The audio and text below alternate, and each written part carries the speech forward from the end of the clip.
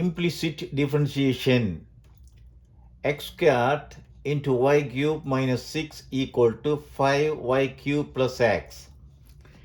இதை செய்வதற்கு ஒவ்வொரு தனித்தனியாக ஒவ்வொரு எலிமெண்ட்டையும் டிஃபரன்ஷியேட் பண்ண போகின்றோம். அதற்கு d over dx x squared y cube minus d over dx 6 equal to d over dx 5y cube plus d over dx x என எழுதுகின்றோம். இப்பொழுது இதை பார்த்தீர்கள் என்றால் ப்ராடக்ட் ரூலை பாவிக்க முடியும். மல்டிப்ளிகேஷனில் இருக்கின்றது ப்ராடக்ட் ரூலை பாவிக்க முடியும். ஆகவே x squared into d over dx y squared முன்னுக்குள்ள டேம் எழுதுகிறோம், பின்னுக்குள்ளது டிஃபரன்ஷியேஷன் எழுதுகின்றோம். பிளஸ் y cube பின்னுக்குள்ளது எழுதுகின்றோம், பிறகு d by over dx x squared முன்னுக்குள்ளது டிஃபரன்ஷியேஷன் எழுதுகின்றோம். இதுதான் ப்ராடக்ட் ரூல்.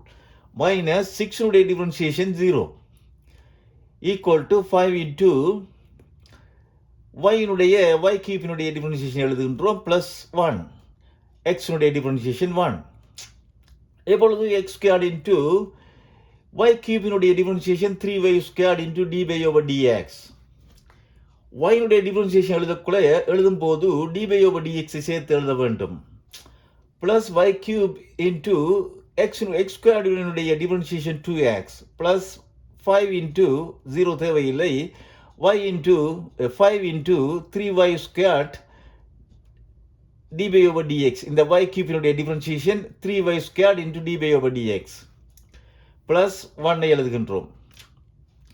இங்கே பார்த்தீர்கள் என்றால் x-னுடைய டிஃபரன்ஷியேஷன் xn-உடைய differentiation n into x power n minus 1, y-னுடைய differentiation n into y power n minus 1 into d by over dx எழுதுகின்றோம். அதைத்தான் இங்கு பாவித்திருந்தோம். இப்பொழுது d by over dx-ஐ காமன் எடுத்தால் 3x squared y squared minus 15 3 into 5 15 y squared என வரும். அது equal to 1 minus 2xy cube minus 2xy cube வரும். இப்பொழுது d by over dx equal to இதை டிவைட் பண்ண வேண்டும்.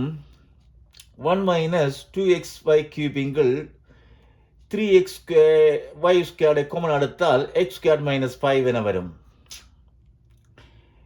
கான்ஸ்டன்டுடைய டிஃபரன்ஷியேஷன் எங்களுக்கு தெரியும் 0, அதை பாவித்திருக்கின்றோம்.